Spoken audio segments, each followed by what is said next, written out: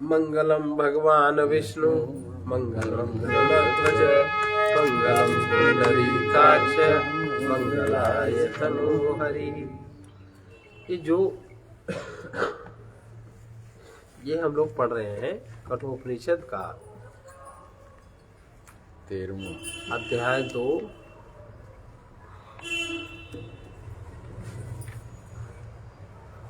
अध्याय 2 की पहली एक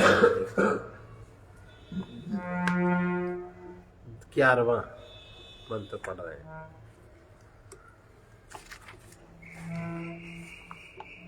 जो मन में जो विचारधारा रखनी चाहिए, जो विचार निरंतर रहे, वो विचार इस प्रकार का रखे कि मैं निर्बाध रूप से आकाश के समान परिपूर्ण और विज्ञान रस स्वरूप उसका प्रकटीकरण हमारे में निरंतर इस सही से ये विचार रखना चाहिए, एकदम पॉजिटिव विचार। यही इसका अर्थ है। अब इस प्रकार ऐसे विचार रखने से जब एकत्व ज्ञान, वो जब आप एकत्व ज्ञान का अनुभव जब आप दूसरे को बताते हैं, उसके लिए आचार्य और शास्त्र का संस्कार जरूरी है। बताने कितनी मर्यादा, क्या बतावे क्या न बतावे, किस तरह दूसरे को प्रशिक्षित करें, दूसरे का क्या कर्म संस्कार प्रारब्ध है। अगर कोई ऐसा व्यक्ति आता है उसके साथ, ये सब जो व्यवहार जगत की बात है सारी, ये सब शास्त्रों में है। और उधर अपना अनुभव हुआ और उसके लिए उस प्रकार का आचार्य के साथ ये विद्या का अध्ययन होना चाहिए। और अगर नहीं होता तो उनका बड़ा अस्त व्यस्त जीवन हो जाता है। ज्ञानियों का भी जीवन बड़ा अस्त व्यस्त हो जाता है उनके अपने संस्कार के अनुसार।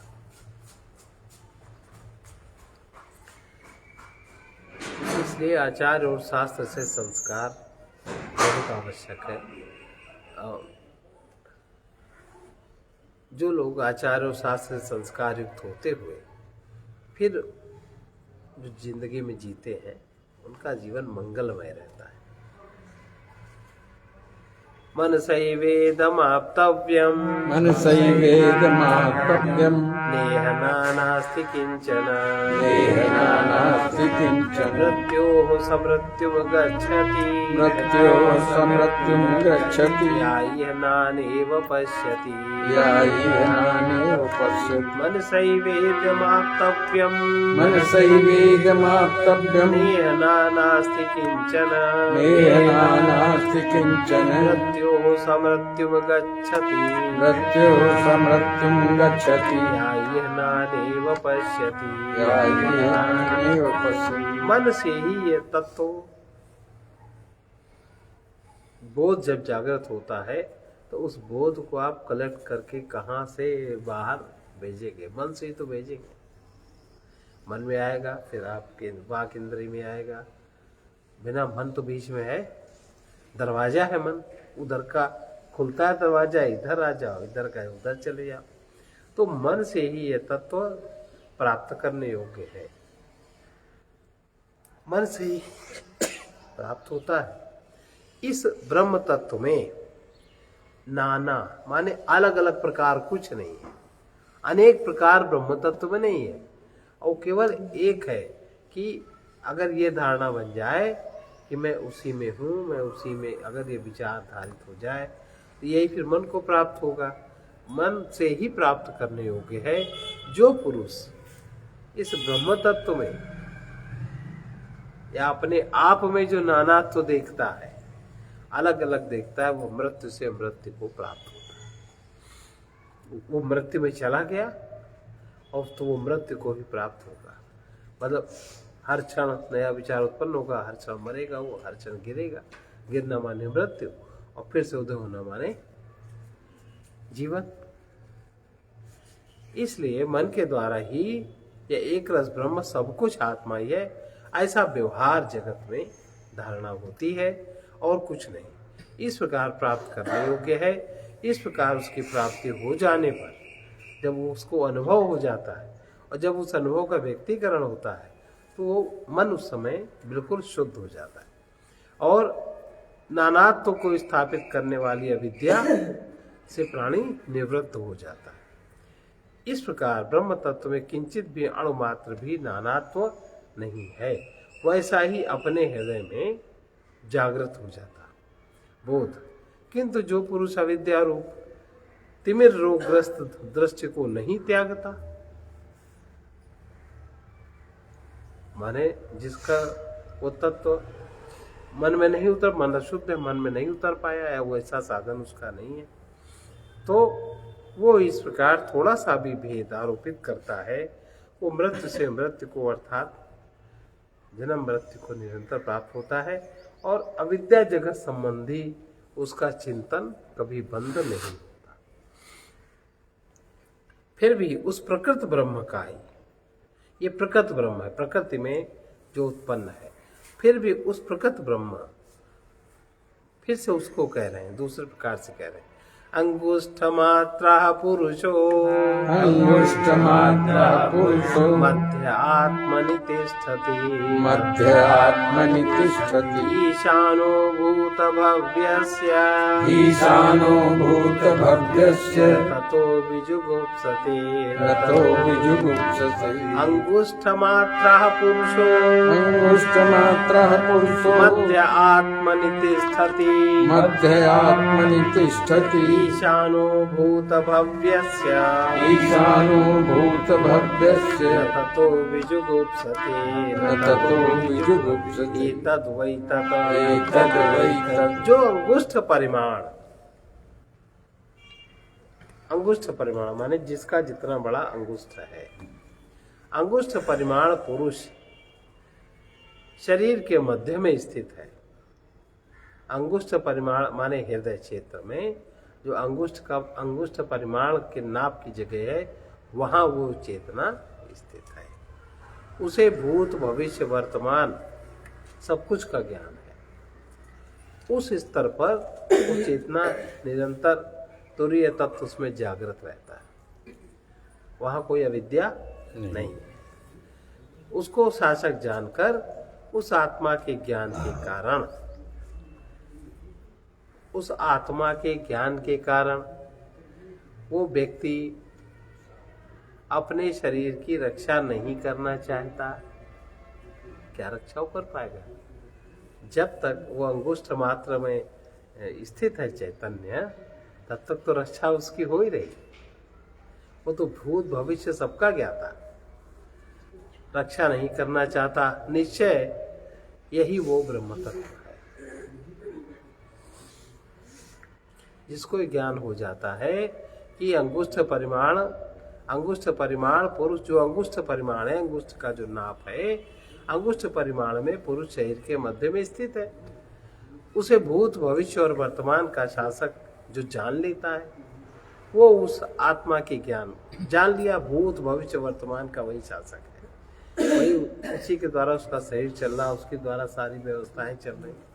ऐसा जिसको ज्ञान हो जाता है कि वो भूत और भविष्य वर्तमान का शासक है, वही शासन करता है, उसके अलावा किसी अहंकार का शासन कहीं नहीं चलता। इसके कारण अपने शरीर की रक्षा करना नहीं चाहता। निश्चय यही वो ब्रह्म तत्व है।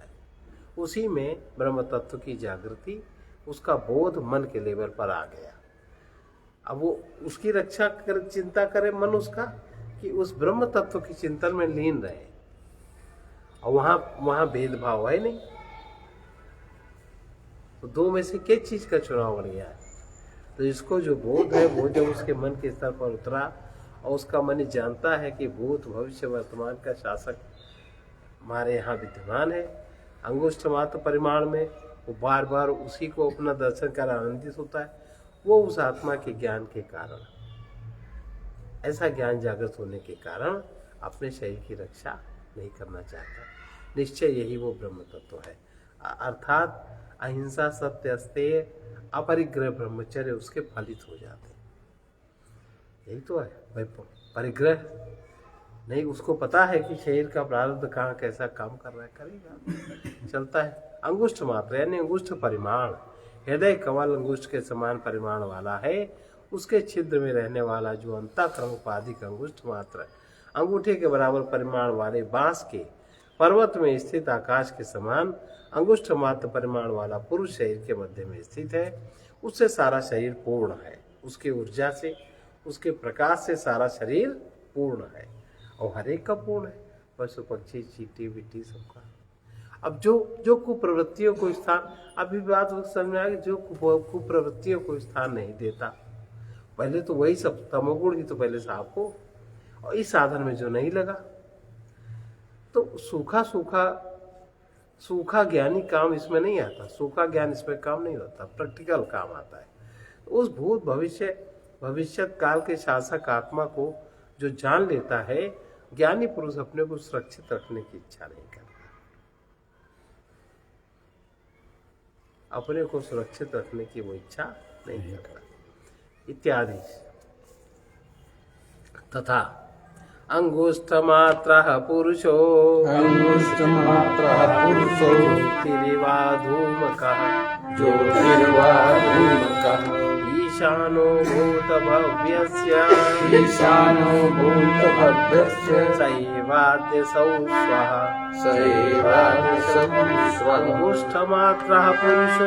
अंगुष्ठमात्रः पुरुषो ज्योतिरिवा धूमकः ईशानो भूतभव्यस्य सैवाद्यसौ स्वः।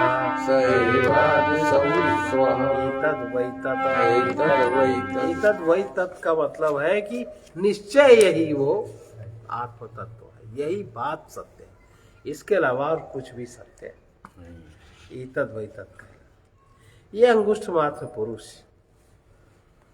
कैसा है इसका, ये धूम रहित ज्योति के समान।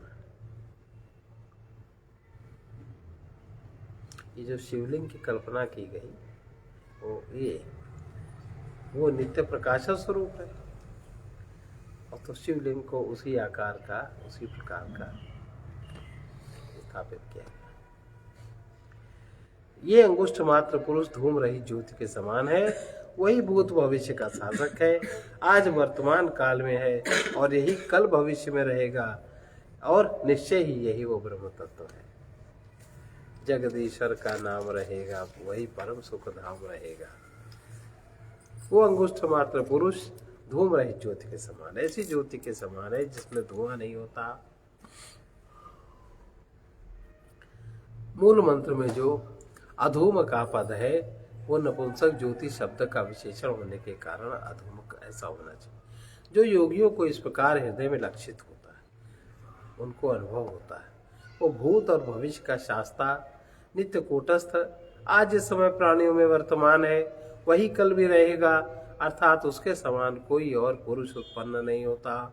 इससे कोई कहते हैं यह नहीं ऐसा, यह नहीं ऐसा, तो जो पक्ष है वो यद्यपि न्यायता प्राप्त नहीं होता, तथापि उसका और जो बुद्ध लोग क्षण भंगवाद का खंडन भी इस मंत्र से हो जाता है, जो बुद्धों का जैनियों का सिद्धांत है कि असली बात यह है, उनकी बात असली नहीं है।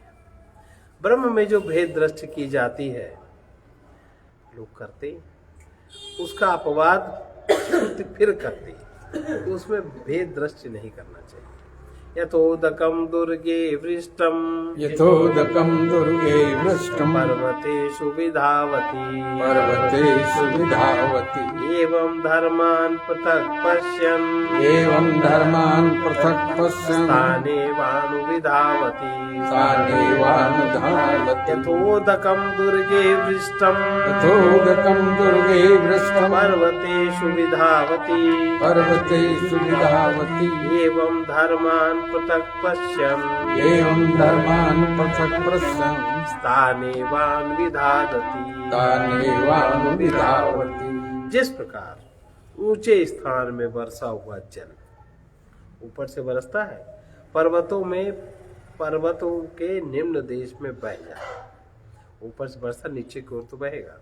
उसी प्रकार आत्माओं को पृथक पृथक जीव आत्माओं को पृथक पृथक देखकर जीव उन्हीं को भिन्नात्म तत्व को प्राप्त होता है। आत्माओं को अलग अलग शरीरों को देख करके अलग अलग लगता है कि ऐसा नहीं ऐसा, ऐसा नहीं ऐसा, इसलिए वो भी भिन्नता को प्राप्त हो जाता। जो ऐसा देखता है और जो ऐसा देखता है विद्या के कारण, उसकी बुद्धि में तमोगुण का आविर्भाव है, तो तमोगुण के आविर्भाव के कारण एक क्षेत्र में सीमित देखा, बुद्धि ने वही काम किया।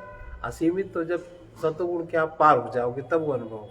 तमोगुण वृत्ति है तो लगता है मैं इतना ही, अपने को जहाँ कहीं रख दिया, अपने में जो कुछ रख लिया मेरा इतना ही, तो भिन्न भिन्न जीव फिर बन जाते हैं। जो इस तरह से देखता है वही जीव बन जाता है भिन्न भिन्न प्रकार का। जिस प्रकार दुर्गम स्थान माने जो सत्य के पार चेतना है, उधर ऊंचाई पर बरसा हुआ जल पर्वतों माने तमोगुण निम्न प्रदेशों में फैल कर नष्ट हो जाता है, उसकी शुद्धता जल की। उसी प्रकार धर्म अर्थात आत्माओं को पृथक प्रत्येक शरीर में भिन्न भिन्न देखने वाला मनुष्य, जो प्रत्येक शरीर में आत्मा को अलग अलग देखता है और देखेगा ही। उसकी तामसी दृष्टि है तो तामसी दृष्टि तो स्थूल होती है।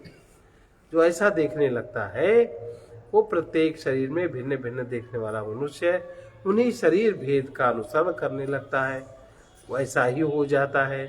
अर्थात बार बार भिन्न भिन्न शरीर भेद को देखता है और वही वो चाहता है, वो उसी को प्राप्त होता रहता है। जो विद्यावान है, जिनको हृदय में विद्या की जागृति है, विद्या और शिक्षा, शिक्षा तो शिक्षित तो कोई भी हो सकता है पर विद्यावान नहीं कोई होता। जो विद्यावान है, जिसकी उपाधिकृत भेद दृष्टि समाप्त हो गई। विद्यावान का मतलब पहले तो वो सत्वगुण में आया, सत्वगुण में आंशिक रजोगुण ने काम किया, उसको विद्या जागृत हुई और फिर वो उसके ऊपर जाके हर चीज का अनुभव करता है। इस प्रकार जिसकी भेद दृष्टि उपाधिकृत नष्ट हो गई है और जो एकमात्र विशुद्ध विज्ञान घनैक रस अद्वितीय आत्मा को ही अनुभव करने वाला है, वो विज्ञानी मुनि मननशील, वो कैसी आत्मा का अनुभव करता है। वो विज्ञानी व्यक्ति, मननशील व्यक्ति आत्मा को किस प्रकार अनुभव करता है। वो भिन्न भिन्न जीव आदि को अनुभव नहीं करता, वो कैसे अनुभव करता है, इसको बता रहे हैं। अभेद दर्शन, और ज्ञानी का कर्तव्य है कि अभेद दर्शन। अब इस अभेद दर्शन को लोग कह देंगे कि अभेद तुम शरीर में स्थापित कर दो कि सब एक है, तो शरीर तो एक नहीं है। शरीर की आकृति अलग है, प्रकृति अलग है, विचार अलग है, शरीर के तत्व अलग है, हर एक शरीर का कर्म बोध अलग है, प्रारब्ध अलग है। तो वो शरीर में एकता नहीं हो सकती, ना मन में एकता हो सकती है। लेकिन जो आत्म तत्व है, जो उस आत्म तत्व को अनुभव करता है आत्मा के रूप में, स्वरूपता जिसको ज्ञानी हो गया है, उसी की अभेद दृष्टि हो पाती। और ऐसे ज्ञानी का पहला कर्तव्य है अभेद दर्शन।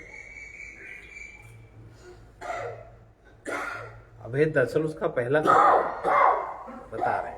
यथोदकम शुद्धे शुद्धम, यथोदकम शुद्धे शुद्धम, आसिक्तम तादृगेव भवति, आसिक्तम तादृगेव भवति। एवं मुनिर्विजानत, एवं मुनिर्विजानत, आत्मा भवति गौतम, आत्मा भवति गौतम।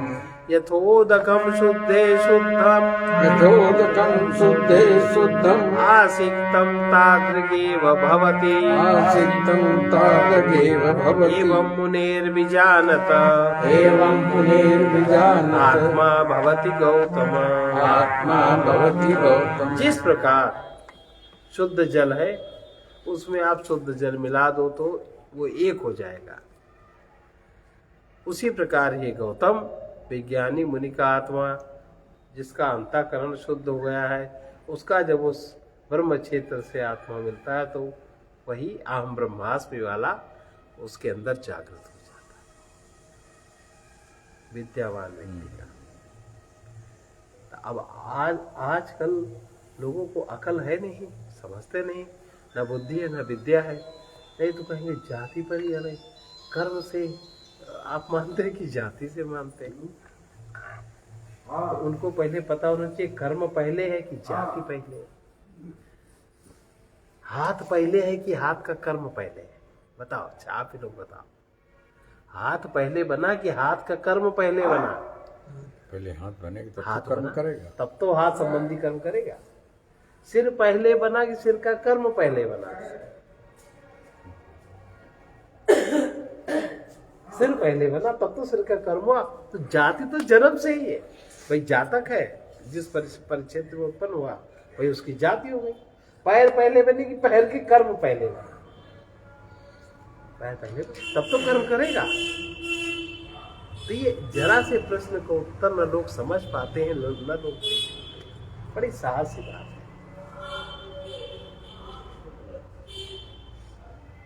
छोटी सी बात है। जिस प्रकार शुद्ध जल में डाला हुआ शुद्ध जल वैसा ही हो जाता है, उसी प्रकार ही गौतम विज्ञानी मुनि का आत्मा भी वैसा ही हो जाता है। जिस प्रकार स्वच्छ जल में आसिक्त माने प्रक्षिप्त डाला हुआ शुद्ध जल उसके साथ मिलकर एक रस हो जाता है, उससे विपरीत अवस्था में नहीं रहता, उसी प्रकार हे गौतम एकत्व को जानने वाले मुनि मननशील पुरुष का आत्मा भी वैसा ही हो जाता है। अतः तात्पर्य यह है कि सभी को कुतार्किक भेद दृष्टि और नास्तिक की कुदृष्टि का परित्याग कर सहस्तों माताओं पिताओं से भी अधिक हितैषी जो वेद उपदेश करता है, ये उपदेश करता है आत्मैकत्व दर्शन का ही अभिमान रहित होकर इस सत्य का आदर करना चाहिए। इत श्रीमद परमहंस परिव्राजकाचार्य गोविंद भगवत पूज्य पाद शिष्य श्रीमद संघ आचार्य श्री शंकर भगवता कृतौ कठोपनिषद भाष्य द्वितीय अध्याय प्रथम वल्ली भाष्यम समाप्तम। अब इसकी दूसरे अध्याय की दूसरी वल्ली, आज इसका एक मंत्र पढ़ते हैं। प्रकारांतर से अनेक क्योंकि सृष्टि अनेक प्रकार की है और सृष्टि में सर्वत्र सत्य परमात्मा ब्रह्मी तो व्याप्त है, तो अनेक प्रकार से उसकी उपासना भी तो हो सकती है। अब देखो हिंदुस्तान में, भारत में उपासना है कि नहीं? कहीं पेड़ पूजो तो भगवान की पूजा, जल पूजो तो भगवान की पूजा, चिड़ियों को अन्न डालो तो भगवान की पूजा, गाय को रोटी दो तो भगवान, यही तो है। और क्या है? कोई हंसी करे तो हंसता रहे। तो अनेक प्रकार से ब्रह्म की उपासना, जितने प्रकार की सृष्टि है, कहीं गाय को पूजो, कहीं आज है आज चीटा नहीं मारा जाएगा, आज चीटी न मरे, आज फलाना न हो, है ना? ये जितना सूर्य चंद्र के गणित के हिसाब से, ज्योतिषी के हिसाब से, जिसमें जिस समय भी तुरीय तत्व जहां भी जागृत रहता है उसकी पूजा के बाद बता दी। जैसे परसों नरसों बताया था कि जो पर्व है, पर्व क्यों स्नान दान ध्यान आवश्यक है, स्नान दान क्यों आवश्यक है? पर्व काल होता है तुरीयावस्था का काल, प्राकृतिक रूप से। उस समय अगर आप उन नियम का पालन कर देते हो, आप तुरंत तुरी में आप स्थिर हो जाते हो, और फिर तुरीयावस्था में किया हुआ दान स्नान आपको पावन बना देता है। और जो भी आप दान करते हो उसका अनंत, लिखते हैं ना कि इसका अनंत गुना फल है, पूर्णिमा करो तो हजारों गुना अनंत गुना फल है। ये सही बात है, लेकिन अब इसका ज्ञान है नहीं। ज्योतिष में हर चीज है, आज होएगा तो ऐसा, आज इसलिए ऐसा कि उस समय तुरीय तत्व जागृत है। प्रकृति में भी 4 तत्व जागृत, जैसे रात में आपका स्वप्न तत्व जागृत होता है, सो जाते हो, दिन में जागृत अवस्था है, और रात्रि के बीच पहर में सुषुप्ति अवस्था। और ये अवस्था जब दिन में चारों चलती हैं, तो दिन में जो 4-4 घंटे का विभाजन है, वो 4-4 घंटे में अवस्थाएं चलती है तीनों। तो जो इनमें कंट्रोल कर लेता है वो चौथी अवस्था में जीता, तीनों के बीच में जो बात को समझ जाता है। कई बार ये सब अवसर आता, लेकिन इस तत्व को न समझे, न समझावे, न जाने, न कभी समझे। उस ब्रह्म अत्यंत दुर्विज्ञेय है, अत्यंत। अतः ब्रह्म तत्व का प्रकारांतर से फिर भी निश्चय करने के लिए आगे का ग्रंथ प्रारंभ करते हैं। पुरमेकादश द्वारम् पुरमेकादशद्वारम् अजस्यावक्रचेतसः अजस्यावक्रचेतसः अनुष्ठाय न शोचति अनुष्ठाय न शोचति विमुक्तश्च विमुच्यते विमुक्तश्च विमुच्यते तद्वै तत् एतद्वै तत् पुरमेकादश द्वारम् पुरमेकादशद्वारम् अजस्यावक्रचेतसः अजस्यावक्रचेतसः अनुष्ठाय न शोचति अनुष्ठाय न शोचति विमुक्तश्च विमुच्यते विमुक्तश्च विमुच्यते तद्वै तत् एतद्वै तत् उस नित्य विज्ञान स्वरूप जन्मा आत्मा।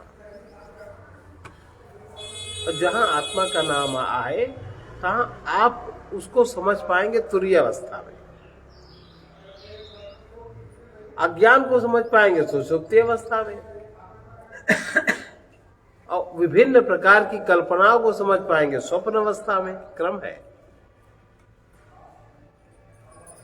और सब कुछ को समझ पाएंगे जागृत अवस्था में, जब आप जागृत हो जाएंगे। कैसे? जब आप मोह निद्रा से जागृत हो जाएंगे। ऐसे ऐसे तो आंखें सबके खोली।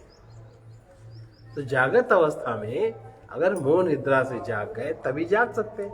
तो हम इन तीनों चारों को ठीक से समझें। तो जब जब आत्मा शब्द आए तभी ना सोचना कि हम आत्मा का ज्ञान नहीं कर पाओगे।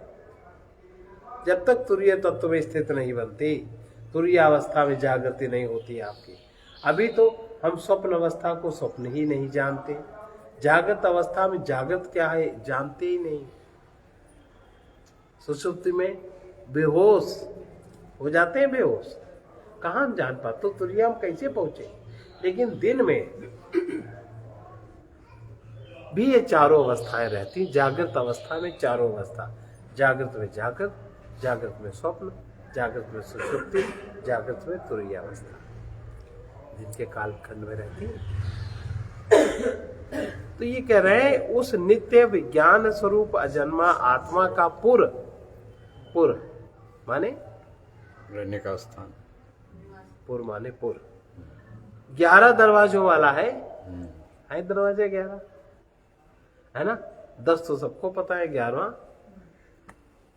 नहीं पता। 11वां दरवाजा ब्रह्मरंध्र, जो कि खुला नहीं। उस आत्मा का ध्यान करने पर, उस आत्मा का ध्यान माने तुरीय अवस्था में उसको समझने पर, तुरीय अवस्था में जागृत हो जाओ तो वो आत्मा समझ में आएगी। तभी सब समझ में नहीं आता। मनुष्य शोक नहीं करता, वो चीज समझ में आ जाए शोक से पार हो जाता है। और वो इस शरीर के रहते हुए ही कर्म बंधन से मुक्त हुआ ही, कर्म बंधन से मुक्त होते हुए भी मुक्त हो जाता है। निश्चय यही वो ब्रह्म है जिसके द्वारा ही करता है। यह शरीर रूपी पुर के समान होने से पुर कहलाता है। द्वारपाल और अधिष्ठाता, हाकिम आदि अनेकों पुर संबंधी सामग्री दिखाई देने के कारण शरीर पुर है। और जिस प्रकार संपूर्ण सामग्री के सहित प्रत्येक को अपने से असंयत बिना मिले हुए स्वतंत्र स्वामी के उपभोग के लिए देखा जाता है, ये पुर में स्वामी हर प्रकार का उपभोग करता है। और इस प्रकार से उसी प्रकार पुर से सदृश्यता होने के कारण या अनेक सामग्री संपन्न शरीर भी अपने से पृथक राज्य स्थानीय अपने स्वामी आत्मा के लिए ही होना चाहिए। आत्मा के लिए ही है। अब लेकिन जो आत्मा को जानता नहीं वो आत्मा के लिए कैसे प्रयोग करेगा? वासना के लिए प्रयोग करता है। यह शरीर नामक पुर 11 दरवाजों वाला है। 2 आंख गिनो, 2 कान, 2 नासारंध्र 6, 1 मुख, इस प्रकार 7 मस्तक संबंधी नाभि के सहित शिश्न और गुदा मिलाकर 3 निम्न प्रदेशीय तथा ब्रह्म रंध्र रूप 1 सिर में रहने वाला। इस प्रकार इन सभी द्वारों से युक्त होने के कारण यह पूरे 11 द्वार वाला है। वो पुर किसका है? अज का है, अहंकार का नहीं है, ये अज का है। अज का है और अर्थात पुर के धर्मों से विलक्षण, जन्मादि विकार से रहित, राजस्थानी आत्मा का। इसके सिवा जो अवक्र चित्त है, जिसका चित्त विज्ञान अवक्र माने अकुटिल, जिसकी कुटिलता समाप्त हो गई है, जिसके चित्त से कुटिलता चली गई, अर्थात सूर्य के समान नित्य स्थित और एक रूप है, वो अवक्र चेता राजस्थानीय ब्रह्म का यह पुर है। जिसका यह पुर है, उस पुर स्वामी परमेश्वर का अनुष्ठान, उसका ध्यान करके, क्योंकि सम्यक विज्ञान पूर्वक ध्यान ही उसका अनुष्ठान है, अतः संपूर्ण ऐषणाओं से मुक्त होकर, ध्यान कब फलित होता है? जब कोई ऐषणा नहीं रहती, उससे मुक्त होकर के उस संपूर्ण भूतों में स्थित ब्रह्म का ध्यान कर कोई शोक नहीं करता। ब्रह्म के विज्ञान से अभय की प्राप्ति होती है, अतः शोक का अवसर न रहने के कारण भय दर्शन भी कहीं नहीं हो सकता। अतः वह इस लोक में ही अविद्याकृत काम और कर्म के बंधनों से मुक्त हो जाता है। इस प्रकार वो मुक्त, जीवन मुक्त, वह मुक्त विदेह मुक्त होता है, अतः पुनः शरीर ग्रहण नहीं करता। परंतु वो आत्मा तो केवल एक ही शरीर रूपी पुर में रहने वाला नहीं है, बल्कि सभी पुरों में रहता है। किस प्रकार रहता है, ये हम लोग कल एक ही पुर में नहीं रहता, सब पुरों में रहता है।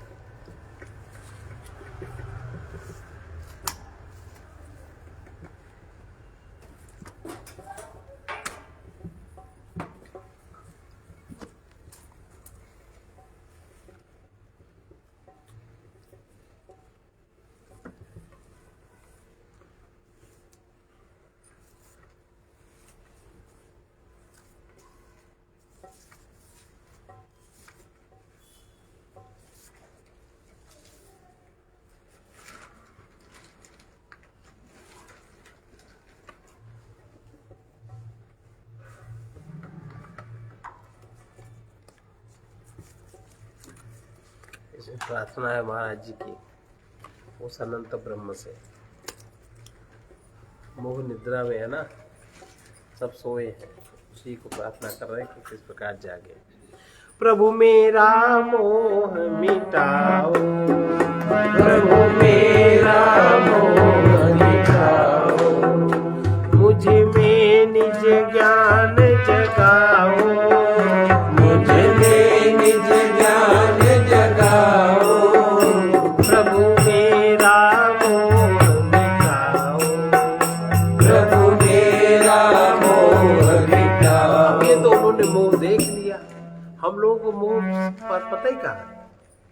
हम लोग मोह कहाँ समझते हैं कि मोह क्या है?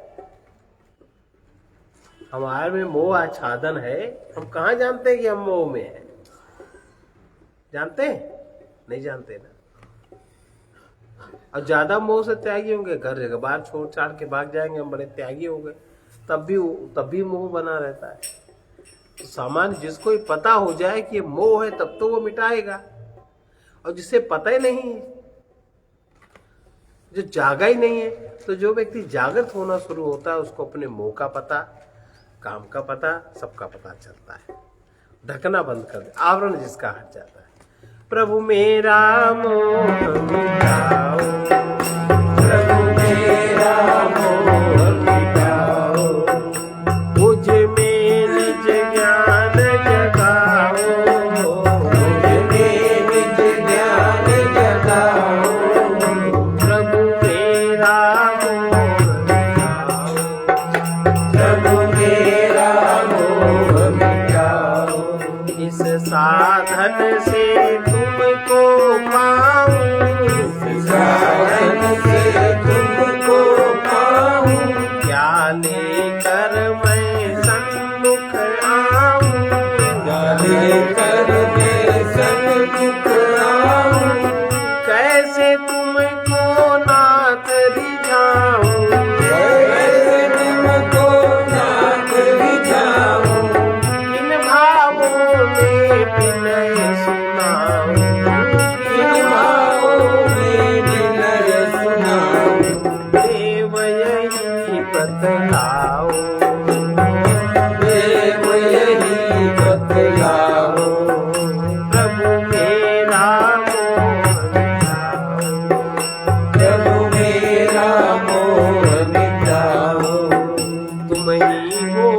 जीवन के जीवन, तुम ही हो जीवन के जीवन, प्राणों के अरु मन के भी मन, प्राणों के मन के जीवन, निर्बल के बल निर्धन के धन, निर्बल के बल निर्धन के धन, तुम में ही है सब कुछ अर्पण, तुम में ही है सब कुछ अर्पण, बिगड़ी दशा बनाओ, बिगड़ी दशा बनाओ, प्रभु मेरा मोह मिटाओ, प्रभु मेरा मोह मिटाओ, वही दृष्टि दो हे करुणामय, वही दृष्टि दो हे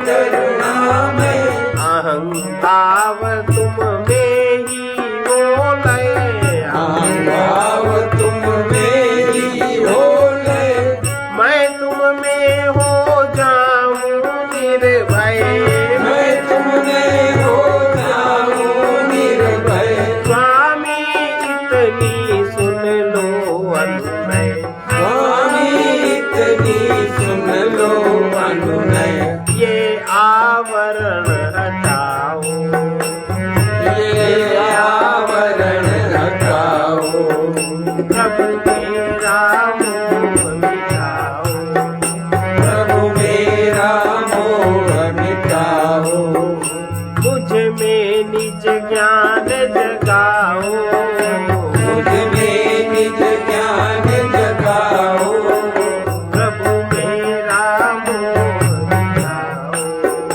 प्रभु मेरा मोह मिटाओ, यद्यपि दूर नहीं तुम स्वामी, यद्यपि दूर नहीं तुम स्वामी, घट घट व्यापक अंतरयामी, घट घट व्यापक अंतरयामी, भज सच्चिदानंद गुणधामी, सच्चिदानंद गुणगामी, दिव्य प्रेममय देव नमामि, दिव्य प्रेममय देव नमामि, पथिक हृदय धन आओ, पथिक हृदय धन आओ, मुझ में निज ज्ञान जगाओ, मुझ में निज ज्ञान जगाओ, प्रभु मेरा मोह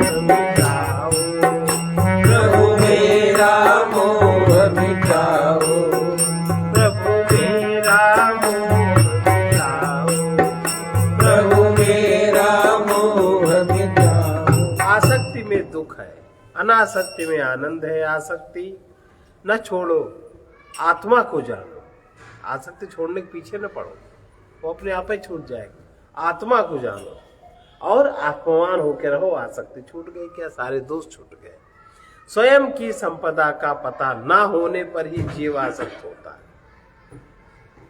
आत्मज्ञान के अभाव में ही आसक्ति है, आत्मज्ञान के अभाव में ही मोह है, अनेक को एक तत्व देखना भक्ति है, एक में अनेक नाम रूप देखना ज्ञान है। सर्वे भवन्तु सुखिनः, सर्वे सन्तु निरामयाः, सर्वे भद्राणि पश्यन्तु, मा कश्चित् दुःखभाग् भवेत्। कृष्णाय वासुदेवाय हरे परमात्मने प्रणतक्लेशनाशाय गोविन्दाय नमो नमः। उग्रवीर महाविष्णु उग्रवीर महाविष्णु ज्वलन्तं सर्वतोमुखं ज्वलन्तं सर्वतोमुखं नृसिंहं भीषणं भद्रं नृसिंहं भीषणं भद्रं मृत्युमृत्योर्नमाम्यहम् मृत्युमृत्यो नमामि। ॐ ह्रौं जूं सः ॐ हौं जुं सः ॐ भूर्भुवः स्वः ॐ भूर्भुवः स्वः ॐ त्रयं त्र्यंबकं यजामहे ॐ त्र्यंबकं यजामहे सुगन्धिं पुष्टिवर्धनम् सुगन्धिं पुष्टिवर्धनम् उर्वारुकमिव बन्धनात् उर्वारुकमिव बन्धनात् मृत्योर्मुक्षीयमामृतात् मृत्योर्मुक्षीयमामृतात् स्वः ॐ भुवा भू ॐ स्वः ॐ भुवा भूः ॐ सा जुं रौं ॐ स्वः जुं हौं असतो मा सद्गमय तमसो मा ज्योतिर्गमय मृत्योर्मामृतं गमय ॐ पूर्णमदः पूर्णमिदं पूर्णात् पूर्णमुदच्यते पूर्णस्य पूर्णमादाय पूर्णमेवावशिष्यते ॐ शान्ति शान्ति शान्तिः